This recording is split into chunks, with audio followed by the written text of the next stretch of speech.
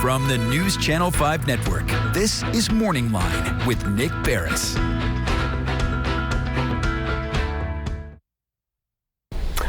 Good morning, everyone. Thanks for joining us on the Morning Line. I am Nick Beres. It is Monday, back after a week away, and it's good to be here with a live program and invite you to join in the conversation as we get the ball rolling again. We're going to be talking about this morning the economy. We're going to get into the fact that we've had 2 quarters of negative growth in this country. Does that necessarily mean that as we sit here, we're all living in a recession? It depends on who you talk to, and what does it translate for all of us, you know? I mean, the one way to really avoid a recession would have been if you were the winner of the Mega Millions jackpot. Wouldn't that have been great?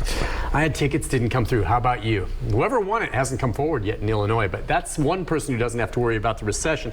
The rest of us, something we have to pay attention to is we're paying more money for things. With us this morning to talk about where we go, answer some of your questions and mine, as well as MTSU professor, economics and the like, Richard Tarpey. It's good to have you on. Thank you. Nice to see you again. Pleasure It's always great. You come on periodically with us. I know you were on Inside Politics with Pat Nolan, and this is something a lot of people pay attention to, especially now as we start making our way toward elections and politics and all of that. So for our viewers, as I said, 2 consecutive quarters of negative growth. Is that the definition of a recession? When we say negative growth, what kind of growth are we talking about? So we're talking about negative growth in the gross national product. So essentially the economy is putting out less. So the economy is contracting. Okay. So the technical definition is 2 successive quarters of contraction in the economy. Now, when you say economy is contraction, meaning that companies are not producing as many goods? Yes. Okay. And the economy is not growing. Okay. I mean, companies are not expanding. They're maybe shrinking. Now, is that not, though, in some ways a symptom of the increase in interest rates? Companies aren't able to borrow as much to expand their business, so they dial it down, and that was one of the things the Fed was trying to do? Exactly. It's operating as designed. So the last time I was here and we talked was the first time the Fed raised the interest rates. And what I had indicated then and what we talked about was the government wants to slow the economy down. We had too much demand. Yeah. Mission accomplished. The economy is slowing down. Demand is slowing down. We've heard from Walmart and Target who said they've got excess inventory. People aren't buying as much as they used to buy. So we've got the economy slowing down as desired. Okay, so if that translates, and they had to know that that could create then, they didn't want it to go as far as to create a recession. Talk about that. There has to be a balance there, and that was the trick in doing this, wasn't it? It's always the trick. It's always been that way. So the question becomes, you hear about the term of soft landing. Yeah. Right? So the idea is if we raise interest rates gradually, the economy will slow down gradually to the point where unemployment comes down. See, the challenge we have here, everything's different this time. And we've been saying this now for a year. So usually when you have high interest rates going up, and you have an economy that's contracting, you have unemployment that's going up. Okay. We don't have that. We have unemployment still around 3.6%. So we don't have the situation that we had in the after World War II in the 50s, the early 70s, mid 70s with the fuel crisis, late 70s, early 80s.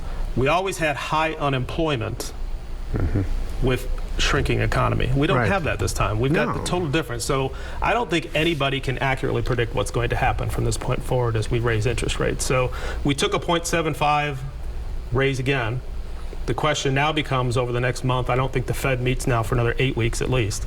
So they're going to have 2 months worth of data to look before they decide, do we raise interest rates again or do we hold steady for a while? The question really is going to become, what's going to happen to unemployment now? Is it going to go up or is it going to stay where it is?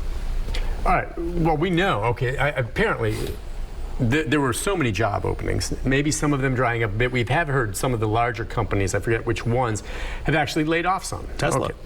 There you go. There's one. And so some layoffs coming. Okay, so some people may be losing their jobs, but still, it is a market where employers, depending on the job, are desperate to find people. And some of this was a symptom of coming out of the pandemic, where many people decided, hey, I didn't like that. I didn't like what I'm doing. I'm going to quit, maybe work from home, start my own business. That's part of it, which is uncharted territory, right? That's right. But I mean, I personally do not see, the general public, and I know there are people out there hurting, but in general, spending less. I'm sorry, this is just this past weekend. I mean, we had a packed Nissan Stadium to see, you know, the wrestling show, okay? Right. And, you got the Titans coming. I mean, people on trips, airplanes, airports. I was in an airport, this past weekend, packed. I mean, I do not see people spending less. I just don't. No. I don't see it. No. People are working, they have jobs. They're not spending less. They're paying more for some of their products, certainly, right now. So where's the problem? I'm not sure I get it. So, again, one of those things that never happened before. Consumers had a large cushion because we had a year and a half of people not spending money. Yeah. So people were just banking money. They were spending online, they were buying stuff for their houses, but they were banking money. You had your stimulus checks over the pandemic. Even better, right? So we're increasing the money. So now we're still running through that money that people had. Now, as far as the jobs, it's interesting because the politicians won't talk about the big picture. They always talk about little slices so that they can prove their point, right? So if we think about it, during the pandemic, we lost 22 million jobs. All right. Disappeared. Yeah. Right? Right. So businesses closed, everything. Yeah, sure. Exactly. So over the last year and a half, when they keep saying, oh, the economy's creating 400,000 jobs, 300,000 jobs, we're still not at the point, the number of jobs that we were pre-pandemic. Okay. We're forecast to be there by the end of August, September, to say, okay, we have the same number of jobs that we had before the pandemic started.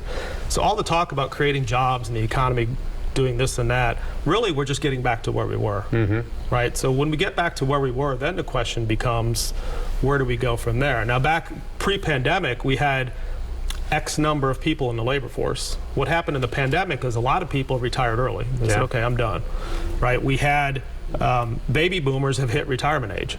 They're retiring. And then we had other people that just dropped out of the workforce. So we have parents who have dropped out of the workforce because they couldn't get childcare. Many of those haven't gone back to work. So if we get back to where we were with jobs, but we have a smaller labor force, right, that means there's going to be a lot of job openings. Right. And that's exactly what we're experiencing. Yeah, that's what we have right now. Exactly. And I still wonder, these people, like you said, who, for a variety of reasons, left their jobs, how are they paying the bills? That's what I don't get. I don't get, I understand a lot of people walked away and quit. Some took retirement. Right. Of course, a lot did, and that's one explanation for it. But these others that just, well, I just quit my job. Okay, great. I'm happy for you. How are you paying the bills? Well, we have a lot of two-earner families that are just working with less. Have figured out they can work with less. For now, they banked that savings. Yeah. So another year from now, those savings are going to be gone. Right? We've seen consumer credit, people buying things on credit going up. So that's a sign that people don't have cash anymore. So the question becomes, when will we hit that point where those two-earner families will decide, I have to go back to work?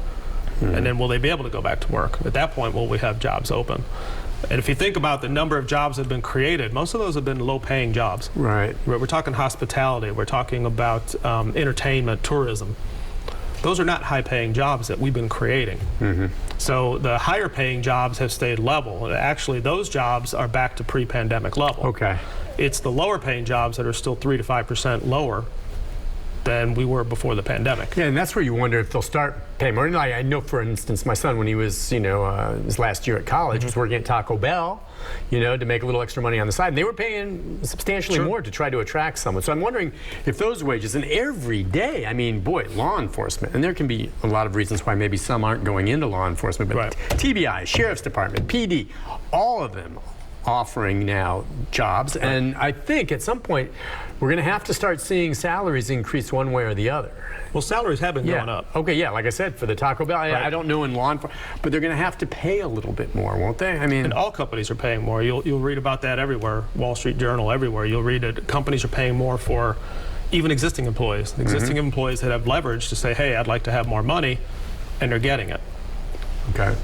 The challenge is that we don't enter a wage price spiral, right? So prices go up on everything.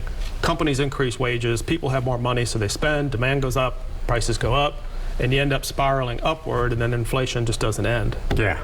All right, listen, we'll take a break on this. Is interesting. I just going through all this. I'm no economist, that's for sure. And I learned so much from you. I hope some of our viewers taking some of this in as we talk about where it goes. I guess when it all comes down to it, it's like, how does it affect you, your neighborhood, your loved ones, people around us, the big picture on what it takes spending wise. We'll get into some of that. In fact, I've got a couple stories to share about people who are still getting nailed by problems in the supply chain for getting a part for their darn car. We'll get to that and more, and we can take a few phone calls. If any of you have observations or questions, the professor here knows his stuff. 737-7587. Back with more right after this.